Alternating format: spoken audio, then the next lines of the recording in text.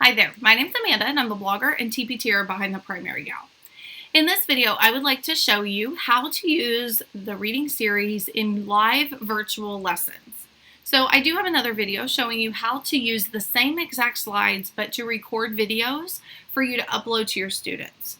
But I know that for a lot of us, the recorded, the kids just passively watch, don't really do a whole lot.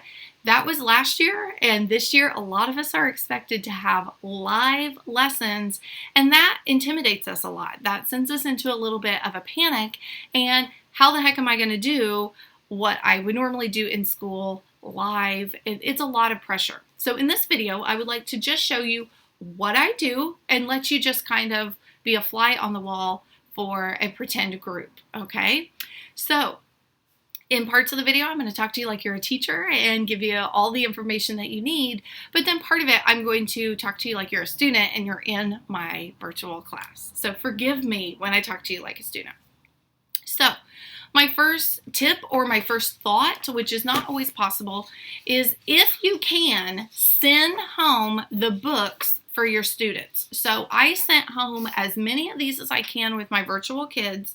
I sent home the markers, the highlighters, everything that they would need. That way they can participate and actually be interactive in what they're doing.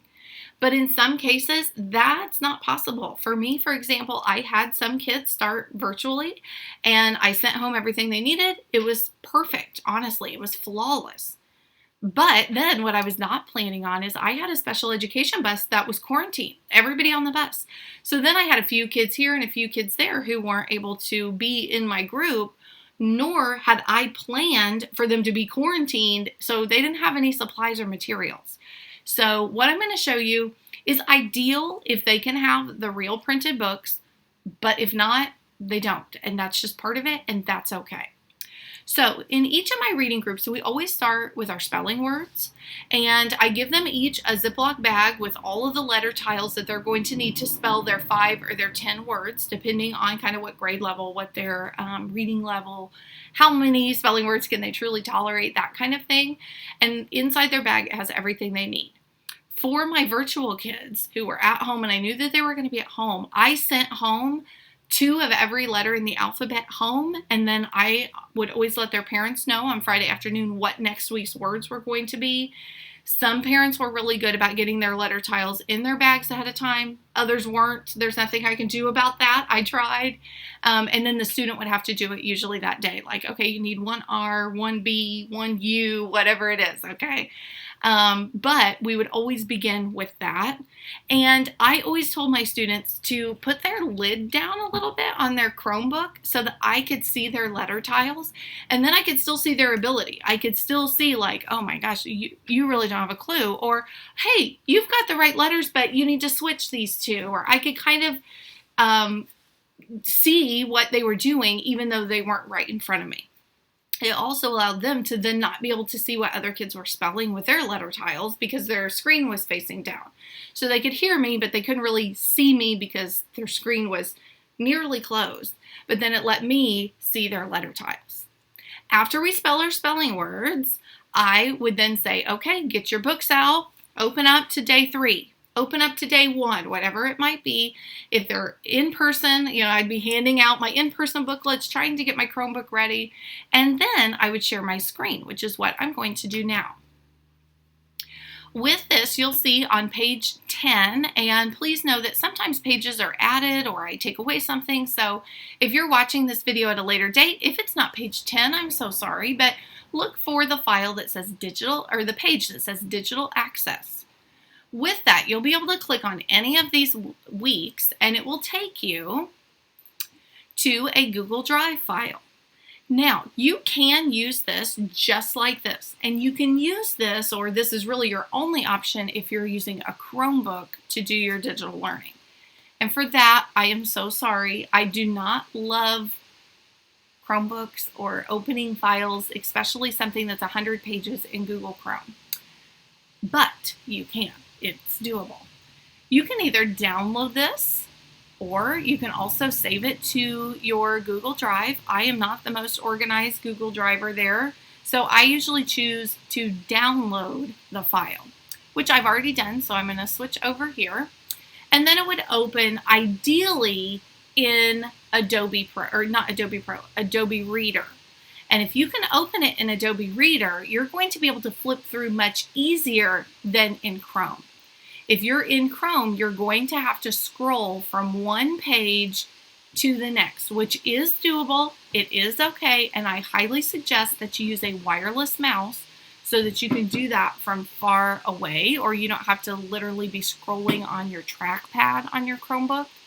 A wireless mouse for $10 is a lifesaver. If you can use Adobe Reader, you'll be able to just click the down arrows. So now I'm going to switch to teacher mode and you are student mode, and I'm going to talk to you just like I would if we were in a small group. So I'm going to turn this to full screen. All right, my friends, open up to day 1 in our book. We are going to read, it looks like we're going to read about a pig and a dog. This is called I See. All right, our first sight word is. Stretch your arm out and tap it with me. Ready? I'm going to switch out of this full screen mode because from what I can see on my preview, it looks like it's being cut off. So, yes, this looks better. You'll be able to see this a little better in the recording. Okay. All right, my friends. Can somebody tell me what our first sight word is? Does anyone know? Oh, great. Yes, that word is. Good job. Stretch your arm out and tap it with me. Ready? I-S. Is. I-S. Is. I-S. Is. Can you guys find the word is in our story? I'll give you just a second to look for it.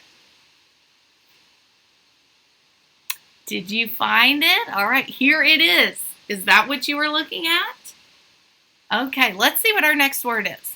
Our next word, does anybody know? S-E-E. Great job. That one is see. Stretch your arm out and tap it with me. S-E-E. See. S-E-E. See. S-E-E. See. Can you find the word see? Ooh, good job, guys. 3 times. Wonderful, wonderful. I love it. Now, if students had their books at home, they would be able to use their blue highlighter and they would be able to highlight. In my mind, I was kind of treating this as if you do not have those resources and you are just trying to find those words on the screen. For decoding, I'm going to pretend like these students have their marker, their highlighter, their book. They've got it all right in front of them. All right, guys, down at the bottom, we have a word, D-O-T. I'd like you to put your finger and your highlighter there and stretch it out with me. Ready? We have D-A-T. Dot. Great job, guys. You are wonderful. Can you find the word dot in our story? If you do, highlight it with your green highlighter. Uh-oh, I don't see it in the story. What do we do if we don't see it in our story? Great job. We X it out. So put a big green X on that word dot. Great job. All right, let's take a look at our next word. Remember, I want your finger or your highlighter pointing to that word in your book so that you can see those sounds while we're saying them. All right, ready? D-Og. Dog. Great job. Now see if you can find the word dog. If you see it, highlight it with your green highlighter. Remember, just go over it one time or you're going to run out of ink. Good job. All right. It looks like you guys found that word one time. Great job. All right. So we would continue with each of our words. We would find all of our decodable words. We would read the story 3 times, and then we would work on our reading comprehension questions. So for me, I loved being able to use this whether I was in person, like trying to do a combo in person and virtual. I've used it for e-learning where we can just kind of shove things out to them, but I love being able to use it for live lessons. It's better when they can have a real printed copy and markers and highlighters and all those things in person. Sometimes that's not possible. Sometimes you have a whole bus get quarantined. But either way, it's wonderful to have those things at your fingertips. So if you have any questions, please feel free to reach out so that I can help you with virtual learning.